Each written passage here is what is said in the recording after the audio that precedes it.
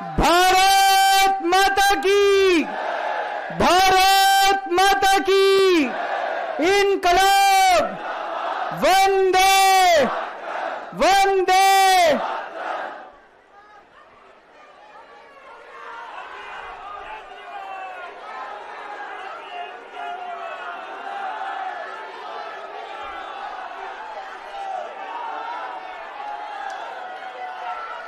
कैसे हैं आप लोग?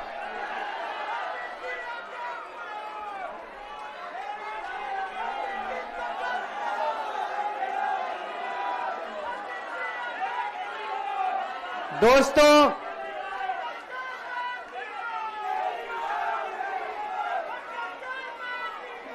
आज आप लोगों के बीच में आके बहुत अच्छा लग रहा है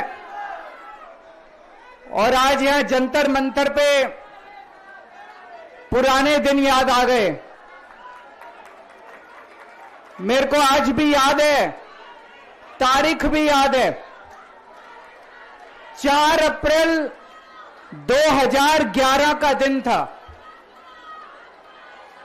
जब आजाद भारत का भ्रष्टाचार विरोधी सबसे बड़ा आंदोलन, अन्ना आंदोलन, यहां जंतर मंतर से शुरू हुआ था। भ्रष्टाचार के खिलाफ आजाद भारत का सबसे बड़ा आंदोलन 4 अप्रैल 2011 को जंतर मंतर से शुरू हुआ था। 1.5-2 साल, कभी जंतर मंतर, कभी मुंबई, कभी रामलीला मैदान। लेकिन उस वक्त की सरकार भी बहुत अहंकारी थी, उन्होंने हमारी बात नहीं मानी, चैलेंज करते थे, चुनाव लड़के दिखाओ, जीत के दिखाओ, चुनाव लड़के दिखाओ, जीत के दिखाओ, कहते थे ना। हम तो छोटे से लोग थे, हमें तो चुनाव लड़ना नहीं आता था और चुनाव लड़ने के लिए पैसा चाहिए, गुंडे चाहिए, आदमी चाहिए। हमारे पास तो ना पैसा था, ना आदमी थे, ना गुंडे थे, हम चुनाव कैसे लड़ते? पर वो बार बार कहते थे चुनाव लड़के दिखाओ, चुनाव लड़के दिखाओ। हम भी चुनाव लड़ लिए और देखो जनता ने हमको जिता दिया। पहली बार में दिल्ली में आम आदमी पार्टी की सरकार बन गई।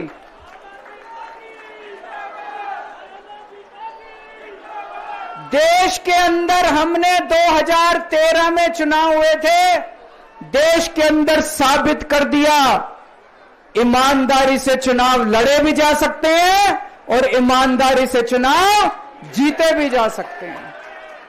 जब हम चुनाव लड़े थे उन दिनों में तो ये कहते थे सारे पार्टी वाले, अरे इनकी तो जमानत जब्त होएगी, केजरीवाल की जमानत बच जाए चाहे।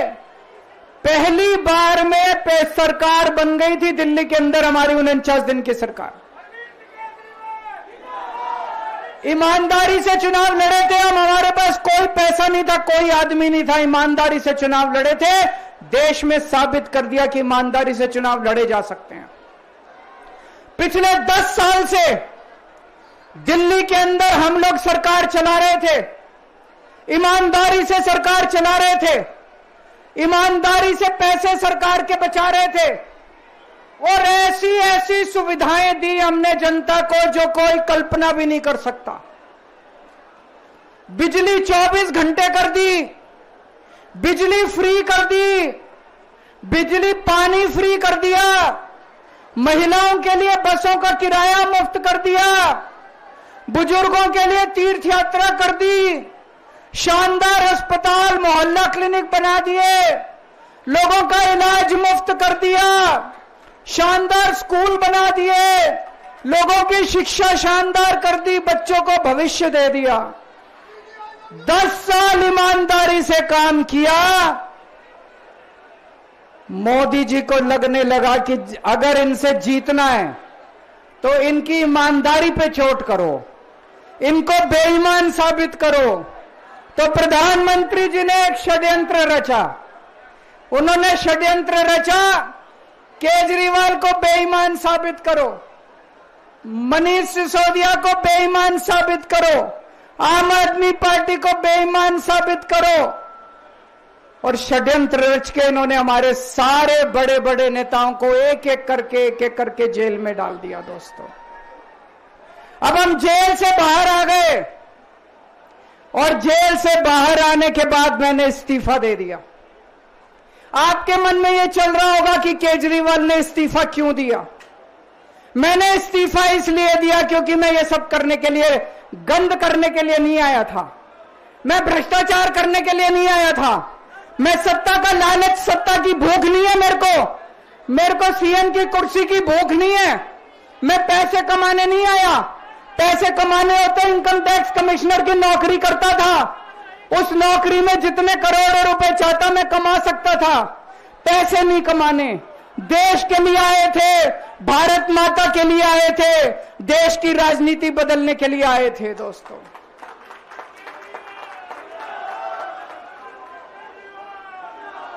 इन नेताओं को फर्क नहीं पड़ता। इन नेताओं की मोटी चमड़ी है, इनके ऊपर जितने मर्जी आरोप लग जाए, इन नेताओं को फर्क नहीं पड़ता। दोस्तों, मैं नेता नहीं हूं, मेरी मोटी चमड़ी नहीं है, मेरे को फर्क पड़ता है। मेरे पे जब ये कीचड़ फेंकते हैं बीजेपी वाले, मेरे को जब ये चोर कहते हैं, मेरे को जब ये भ्रष्टाचारी कहते हैं, मेरे को जब ये गाली देते हैं, मेरे को फर्क पड़ता है।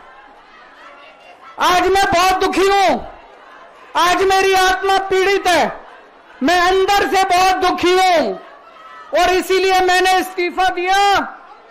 मैंने अपनी जिंदगी में केवल इज्जत कमाई है, मैंने अपनी जिंदगी में केवल ईमानदारी कमाई है। मेरे बैंक में कोई पैसा नहीं है, मेरी पार्टी के बैंक में कोई पैसा नहीं है, मैंने केवल इज्जत कमाई है। आज 10 साल के बाद जब मैंने इस्तीफा दिया है, थोड़े दिन में मैं सीएम का बंगला छोड़ दूंगा।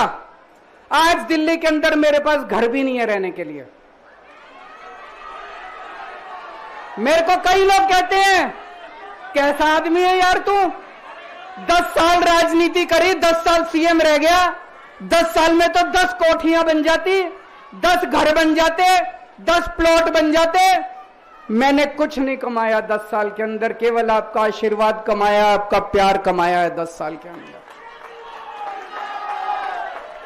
और उसी प्यार का नतीजा है आज जब मैं घर छोड़ूंगा, मेरे पास इतने लोगों के फोन आ रहे हैं, इतने लोगों के मैसेज आ रहे हैं, जी मेरा घर ले लो, मेरा घर ले लो, मैं किराया नहीं लूंगा, मेरा घर ले लो। मैं आप सब लोगों का शुक्रिया अदा करता हूं। अभी श्राद्ध चल रहे हैं, श्राद्ध खत्म होने के बाद जैसे ही नवरात्रे शुरू होंगे, मैं सीएम आवास छोड़ दूंगा और आप में से ही किसी के घर आके मैं आपके साथ रहना चालू कर दूंगा।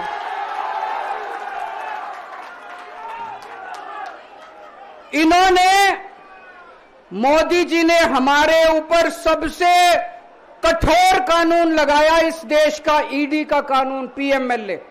उसमें बेल भी नहीं मिलती, उसमें बेल भी नहीं मिलती, लेकिन केस फर्जी था। मैं शुक्रिया अदा करता हूं सुप्रीम कोर्ट का, उन्होंने हम सबको बेल दे दी, क्योंकि उनको भी पता था कि केस खत्म है, केस बेकार है। उन्होंने हम सबको बेल दे दी। लेकिन जैसे मैंने कहा, मैंने केवल ईमान, जब मैं जेल से आया, मैंने मन में सोचा था, जब तक कोर्ट मेरे को बाइज्जत बरी नहीं कर देता, मैं दोबारा कुर्सी पे नहीं बैठूंगा। लेकिन मेरे को वकीलों ने कहा, यह केस अभी 8 साल चल सकता है, 10 साल चलेगा, 15 साल चलेगा, यह केस का कोई भरोसा नहीं है, यह केस अभी बहुत लंबा चलेगा। तो मैंने तय किया, मैं अपनी जनता की अदालत में जाऊंगा, जनता से पूछूंगा कि जनता मेरे को बताए कि मैं बेईमान हूं कि मैं ईमानदार हूं। मैं दाग के साथ नहीं जी सकता, दाग के साथ काम करना तो दूर की बात है, मैं इस दाग के साथ मैं जी भी नहीं सकता, मैं जिंदा भी नहीं रह सकता। मैं आपसे पूछना चाहता हूं, अगर मैं बेईमान होता, क्या मैं दिल्ली में बिजली फ्री कर सकता था? दिल्ली में बिजली फ्री करने के 3000 करोड़ रुपए लगते हैं। अगर मैं बेईमान होता, ये 3000 करोड़ रुपए खा जाता, बिजली फ्री करने की क्या जरूरत थी? अगर मैं बेईमान होता, क्या मैं महिलाओं का किराया फ्री करता? क्या जरूरत थी फ्री करने की? पैसे खा जाता सारे। अगर मैं बेईमान होता, क्या आपके बच्चों के लिए स्कूल बनवाता? सारे पैसे खा जाता। अगर मैं बेईमान होता, आपका इलाज मुफ्त करता? पैसे खा जाता सारे। इन लोगों की 22 राज्यों में सरकार है, 22 राज्यों में कहीं बिजली फ्री नहीं है। तो चोर कौन है? इनकी 22 राज्यों में सरकार है, कहीं महिलाओं का किराया फ्री नहीं है। तो चोर कौन है? आज आपके बीच में आया हूं, आपसे पूछने के लिए आया हूं, केजरीवाल चोर है या केजरीवाल को जेल भेजने वाले चोर हैं? जिन जिन लोगों को लगता है केजरीवाल ईमानदार है, हाथ खड़े करके बता दो जरा से। ये कैमरे वाले जरा से दिखा दो कि दिल्ली की जनता क्या सोचती है। जिन जिन लोगों को लगता है कि मोदी जी ने केजरीवाल के खिलाफ गंदा राजनीतिक षड्यंत्र रचा था, जिन जिन लोगों को लगता है कि मोदी जी ने केजरीवाल के खिलाफ बहुत बुरा षड्यंत्र रचा था, हाथ खड़े कर दो सब लोग।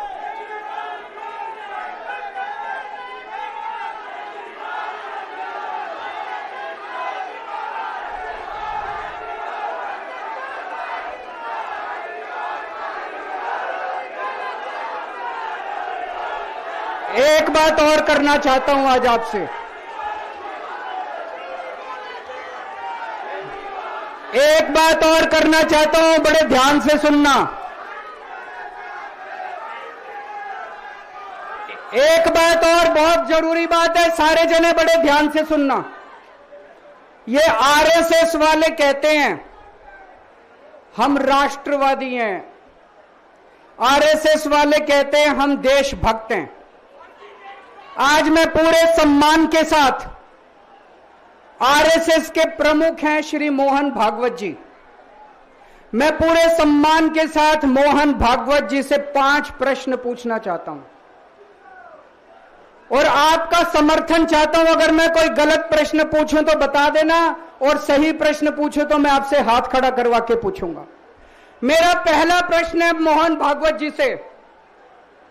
जिस तरह मोदी जी देश भर में लालच देके या ईडी और सीबीआई की धमकी देके, डरा के दूसरी पार्टी के नेताओं को तोड़ रहे हैं, पार्टियां तोड़ रहे हैं, सरकारें गिरा रहे हैं, क्या यह देश के लिए सही है?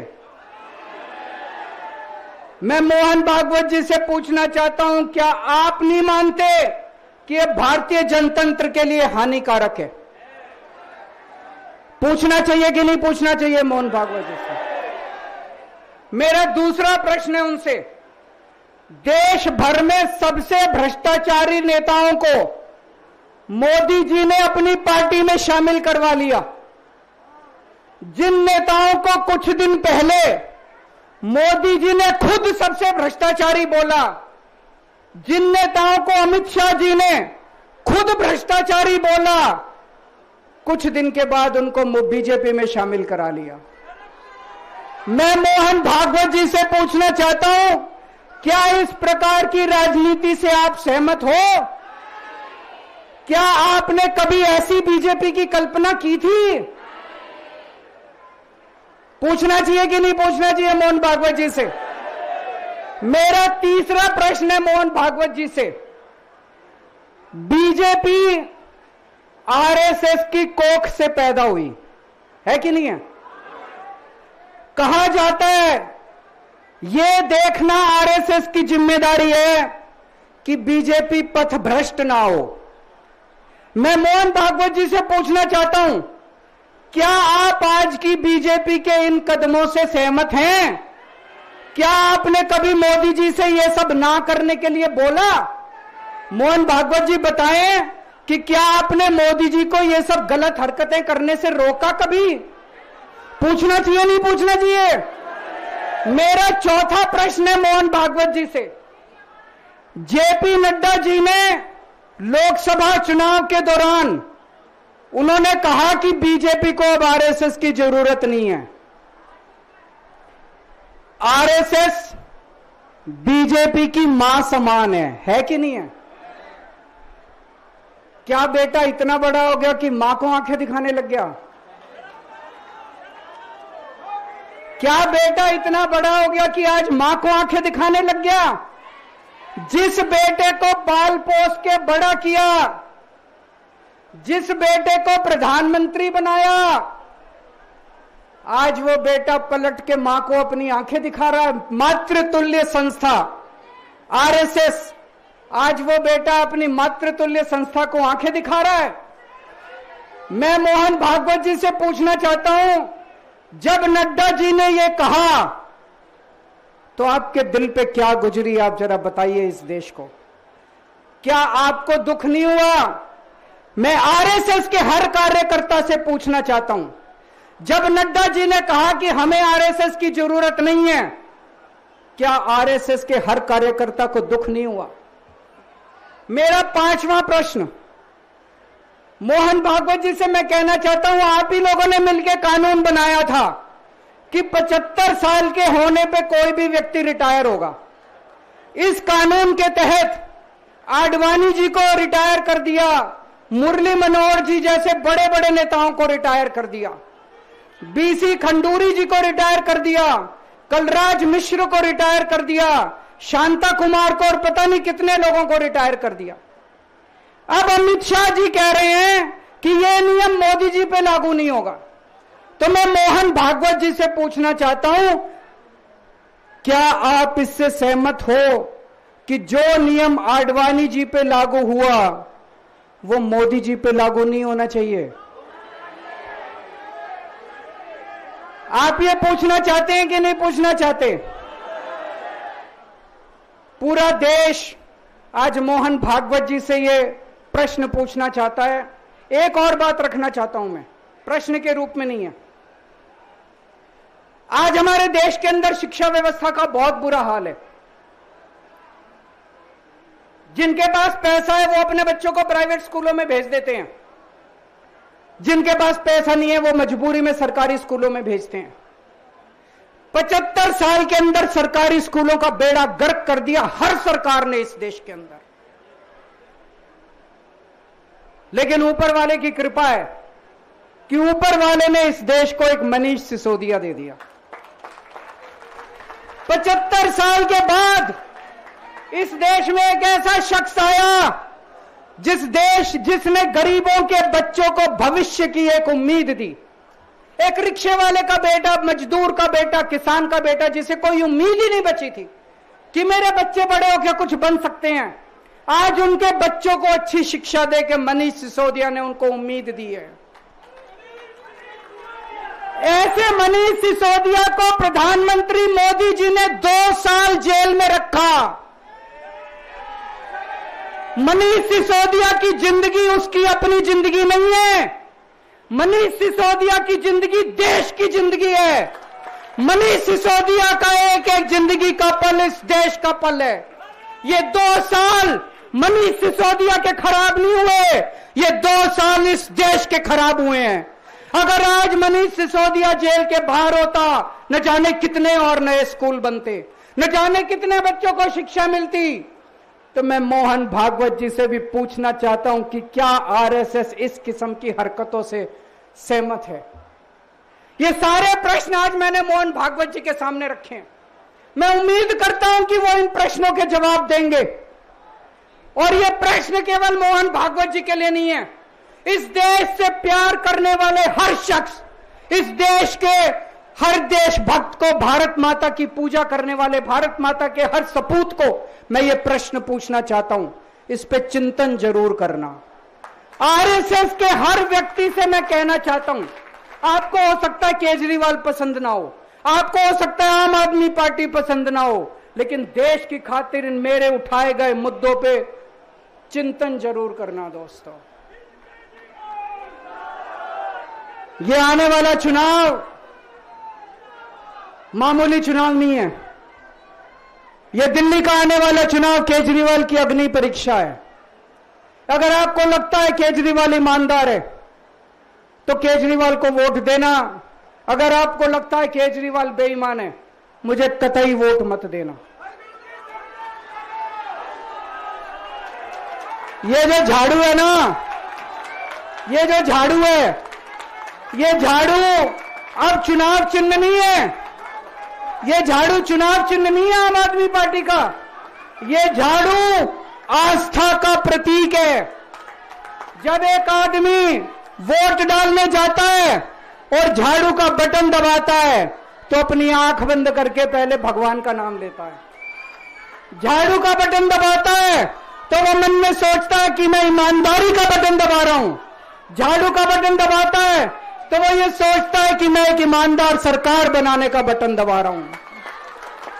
इस झाड़ू का बटन तभी दबाना अगर आपको लगे केजरीवाल ईमानदार है, नहीं तो इस झाड़ू का बटन मत दबाना दोस्तों। भारत माता की।